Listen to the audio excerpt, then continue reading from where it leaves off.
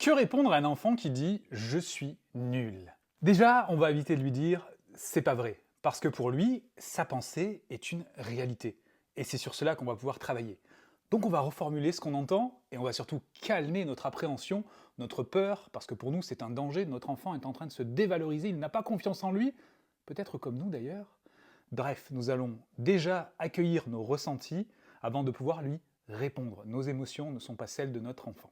Et là, en l'occurrence, on parle de pensées qui vont effectivement déclencher une émotion. Donc on va se concentrer sur l'expérience avec notre enfant et lui offrir de l'empathie. On va lui dire « tu penses que tu es nul ?» L'enfant va dire oui, non, il va peut-être effectivement dire oui, et on va dérouler la conversation en lui demandant « à quel moment penses-tu que tu es nul ?» Et là peut-être qu'il va évoquer des expériences qu'il a vécues, ou des expériences qu'il vit encore, où il a ce sentiment justement d'être nul, et d'ailleurs on va lui demander de préciser ce qu'il entend par nul selon sa perception et pas la nôtre, et c'est là où il va effectivement nous détailler à quel moment il se sent peut-être dans cette impuissance et dans cette infériorité par rapport à un défi qu'il ne parvient pas à relever.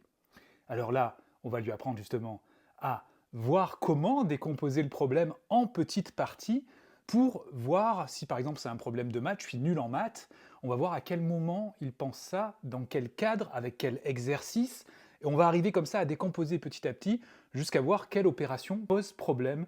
Et là on passe en mode coopération pour rechercher les solutions. On va lui dire comment je pourrais t'aider pour arriver à réussir cette opération, par exemple. Qu'est-ce que tu proposes? L'enfant va pouvoir émettre des solutions et nous allons l'aider à ajuster ces solutions en fonction aussi de ce que nous pouvons faire pour lui et ce que lui-même peut faire pour lui-même. Et peut-être baisser son niveau d'exigence par rapport à ce qu'il attend de lui, niveau d'exigence qui est peut-être relié à ce que nous disons, nous, en tant qu'adultes. Est-ce que, par hasard, nous n'avons pas des discours trop perfectionnistes? Est-ce que nous ne nous mettons pas trop de pression?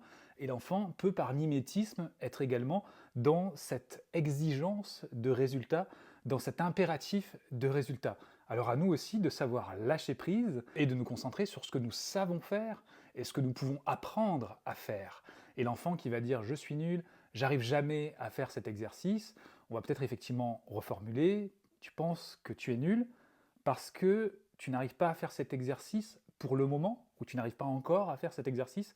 Et là, en fait, plus qu'une reformulation, c'est aussi une nouvelle façon de penser qu'on lui suggère, et cette façon de penser va l'aider à être observateur de ses pensées, à voir quelle est la résonance émotionnelle de ses pensées, et peut-être à pouvoir justement les modifier. Et bien sûr, à chaque étape, nous proposerons à l'enfant de restaurer sa sécurité, de lui proposer du réconfort, et nous, de notre côté, nous avons peut-être à résoudre aussi nos problématiques d'estime de soi ou de confiance en soi. Que pensez-vous de cette approche ?